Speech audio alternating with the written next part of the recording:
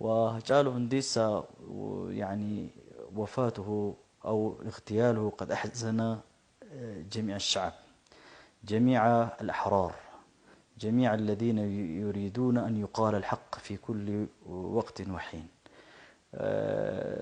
لكنه يعني ترك رسالة قوية، أن الحق حق أن يتبع، أن الحق حق أن يقال في كل وقت وحين، وأنه يعني ترك رسالة بعدم الاستسلام لأي إغراءات من أي جهات، وهو عاش يعني لشعبه ومات في طريق نضاله. هذا جالو هندسة يعني، نعم، باختصار. طيب، أسألك بداية، إذا ما اختلف الإثيوبيون في عدد من الملفات، فهل يختلفون على مصالح البلاد العليا، مصالح إثيوبيا العليا خاصة؟ نحن نرى هذا الاستغلال الرخيص لهذه الأحداث التي وقعت في بلادنا مؤخرا. هل يختلف الإثيوبيون في مصالح بلادهم ومواجهة التحديات التي تواجه البلاد على قلب رجل واحد؟ هل يختلفون وهم الذين كانوا في صراع أثناء معركة عدوى كما نعلم جميعا، ولكنهم اتحدوا في هذه الأزمة وفي هذه الأحداث حتى أخرجوا المستعمر الذي أراد احتلال البلاد؟ شوف أخي الكريم، الاختلاف هي سنة كونية. خالق الكون حينما خلقها مختلفة الألوان والأشكال. الاختلاف يعني هو إذا كان اختلاف التنوع واختلاف الآراء، هذا شيء ممدوح ووارد. لكن اختلاف الإثيوبيين فيما بينهم ليس بدعا من البشر كاختلاف كل بني البشر في كل العالم، في كل الدنيا، في الدول النامية وفي الدول المتقدمة. وإثيوبيا ليست بلدا وليدة العهد، بلد قديم، من البلدان ضاربة في التاريخ، من البلدان التي تذكر في التاريخ، بلدان 3 أو 4 دول تذكر في التاريخ في قدمها. وهذا البلد منذ بدايته يعني جاء عبر عدة ممرات وعدة محطات. والإثيوبيا الجديدة التي نحن نتحدث عليها الآن، التي أنشئت تقريبا من بعد القرن ال18 إلى الوقت الذي نحن نتحدث فيه في القرن ال21 هذا، مرت بعدة مراحل، لكنها لها متميزات ولها ميزة تختلف عن باقي البلدان، ألا وهي أنها لها دولة ولها سيادة ولها حدود ولها علاقات خارجية منذ القدم.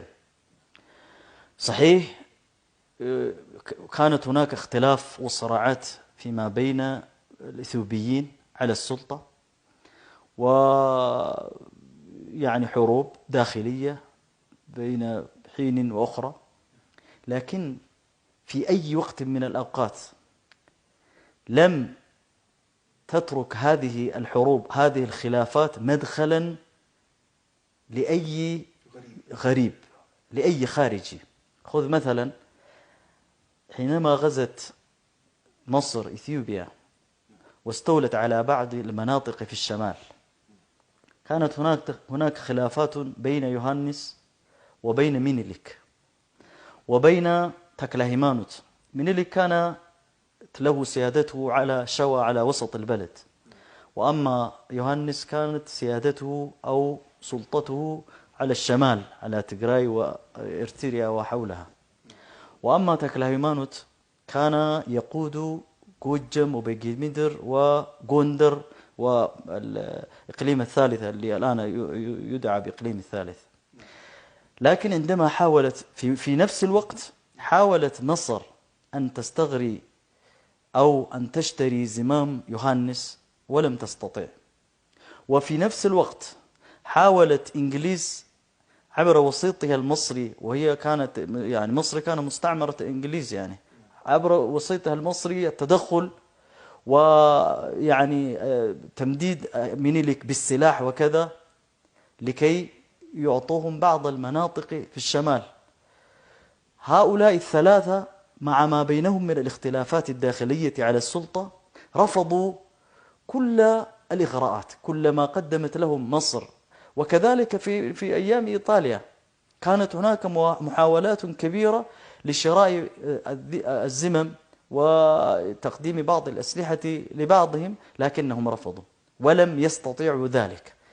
مع ما بينهم من الخلافات غزوا واستطاعوا يعني أن يغلبوا إيطاليا في عدوى، المستعمر الإيطالي في عدوى، مع اختلافهم في العراق في الأديان وهذه كلها.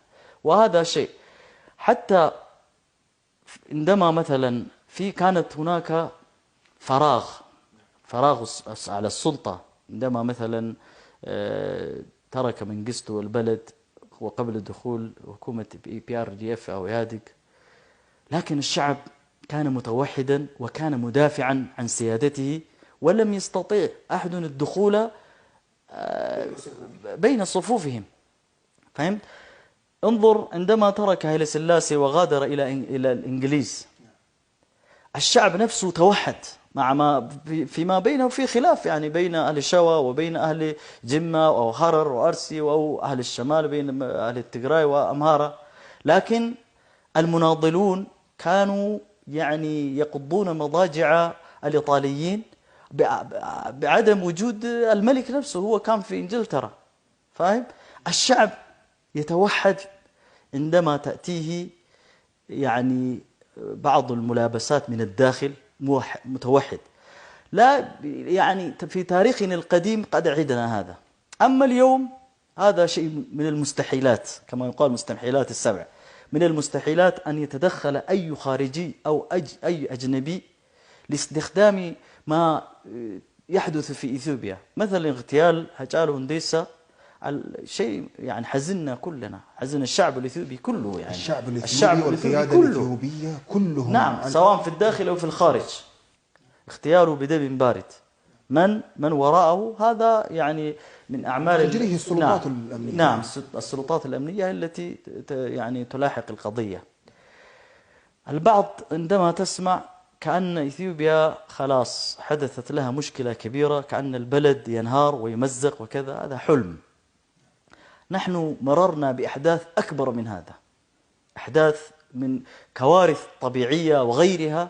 إثيوبيا مرت بأحداث أكبر وأعظم من هذه. أنا لا أستهين بهذه الحادثة، هذه حادثة يعني ليست سهلة، لا أقول مستهينا بها، لكن عندما تنظر إلى الأحداث التي وقعت بإثيوبيا، يعني التي ممكن واحد يقول خلاص إثيوبيا انتهى الآن كدولة، تنهار وتنقسم وخلاص بعد هذا ممكن يعني دولة فاشلة وكذا، لكن الإثيوبيون لهم كما قلت لك لهم ميزة قوية، يستطيعوا أن يتجاوزوا مثل هذه الصعوبات.